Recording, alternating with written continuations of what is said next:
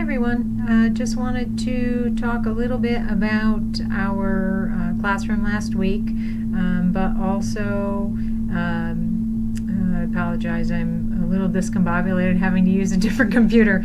I just wanted to talk a little bit about this week. So this week is information technology in week 4. First we'll talk a little bit about last week. So last week we talked about marketing, patient-centered care. So in our discussion boards we talked about some various marketing techniques that you all had found online or in your communities.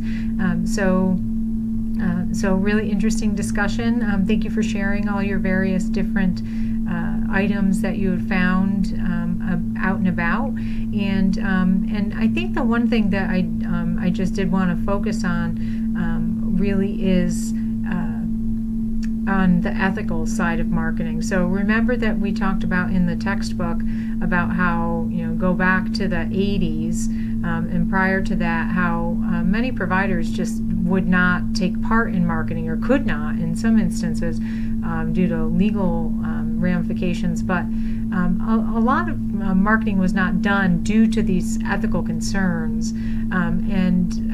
In your marketing class, when you get to that point, if you're in the Health Service Administration program, you'll talk more about ethics in marketing. If you're taking it next term with me, you'll hear more about it as well. But it's really an issue, ethics in marketing, to make sure that we're only ever marketing to the point where we're really still considering the patient as a patient. Consumers are sometimes, sometimes marketing in the retail sector or other sectors can, ethics in marketing can sometimes skirt the line of improper sales tactics in the realm of what would really be improper in the healthcare sector. So we always need to make sure that we're only marketing to the point of where things are safe. People realize that things are safe and healthy for them to do. So very important. We also had our reflection paper. I have not started to grade those yet, but our reflection paper with regard to patient-centered care and that shift in marketing in that shift as well. So more about that to come this week. So I do want to focus on our quiz. We'll take a look at those questions. Before our quiz, I wanted to talk briefly about this week, week 4. For this week, we'll be talking about information technology. And because of that, I did want to have a technology-based activity. So our assignment this week, instead of a regular written assignment, we have an infographic. So I've given you a couple of options to complete that infographic. I had, let me go back to the classroom. Easily was one of them. I can't remember what the other one was now. Let me get down there. Venngage. So Easily and Venngage to do infographics. So those two are open to you. Easily is free. You can download a JPEG and upload that to the classroom. Venngage is not quite as simple. You can create your infographic from their templates, but in that case, when you complete your infographic, you actually have to save it to their community page, and then you'll have to upload a URL for me to take a look at it that way. It's still a free service, or you can pay for a service, but that's completely up to you. But don't feel that you have to pay for anything. These are free services. But if you use the Venngage templates, you'll have to upload to their community site, and then go ahead and share that URL with me. Either of them are fine, but just make sure that you share that appropriately with me. So let's talk about the quiz. There were a few questions that folks got wrong. There was one question that I did give everyone credit for. It had to do with the definition of marketing. I said the definition of marketing is, all of the answers were correct. So the answer was all of the above, but the the answer the answer wasn't really all of the above, but the answers were all correct. So I gave everyone credit for that question. So no matter what answer you gave, I gave you all credit for that question. So I went back through and corrected that this morning. But there were a few questions that some folks got wrong. Generally, everyone did really well in the quiz, but there were a few questions that folks got wrong, so I wanted to go over these. So the first one is direct-to-consumer advertising. And the correct answer to this was all of these are correct. So the correct answers were is defined as marketing directly to the end user, which remember it's that DTCA, direct to consumer advertising.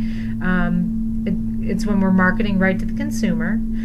It may adversely impact the physician-patient relationship, which is something that happens with direct-to-consumer advertising because it's going right from, say, the drug company to the consumer, and it can come in between that physician-patient relationship. Is questioned regarding whether it induces inappropriate resource utilization. So that unfortunately happens frequently in those situations. And receives scrutiny as to whether it changes prescribing behaviors. And that is also a common side effect of direct-to-consumer advertising. So all of those are correct, and that was our answer. All of the above are correct. The next question, strategic healthcare marketing seeks to satisfy customer needs through profitable relationships by creating, communicating, and delivering what in selected markets. So there were several answers, but our correct answer was customer value. So the key to strategic marketing is really to create value for our customer. We want to communicate with them. We want to make sure that they know that we are there for them, but we want to deliver value to them. We want them to know it's not just about providing them a service or providing them certain things, but we want to create deliver customer value to them. So that was our answer there. This next one, Jill, a manager in healthcare, is leveraging marketing strategies and tactics that will alter or create behaviors that have a positive effect on the targeted individuals or society as a whole. Jill is implementing what? So when you see marketing that is, it's not just focused on on your market, but on society as a whole, that is what's called social marketing. So our answer was social marketing. This could be an example of this could be, sorry, my light went off. It goes off every time. This could be a situation where maybe a healthcare organization is sponsoring a marketing campaign to increase the folks having mammograms. So it'll impact hopefully it will impact their market because maybe more folks will come to them to have mammograms, but hopefully it'll also impact society as a whole because maybe more women will go and have mammograms. They might go to their competitor and have them as well, but it will also impact society as a whole. So that would be considered social marketing. Last question, marketing in healthcare has lagged other industries because there are several answers, but the key is, and this is kind of a tricky question, but the reason that I bring it up is to hopefully remind you to be sure that you are reading. It's interesting because I don't see that anyone actually got this wrong. Actually, I don't see that anyone got this question wrong. I'm not sure why it's telling me that anyone got it wrong.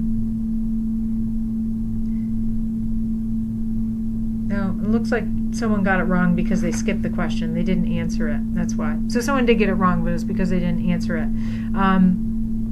So when this question, and I've seen a couple of these on these tests, so be sure that you're reading all of the answers. This was really an answer that was an all of the above, but instead of saying all of the above, they actually just restated all of the answers. So The reason that marketing lagged other industries was because in the past there really wasn't competitive rivalry. That's kind of a newer thing. In probably the past 10 years in healthcare, there really wasn't a lot of competitive rivalry. Physicians felt that it was inappropriate or maybe even unethical.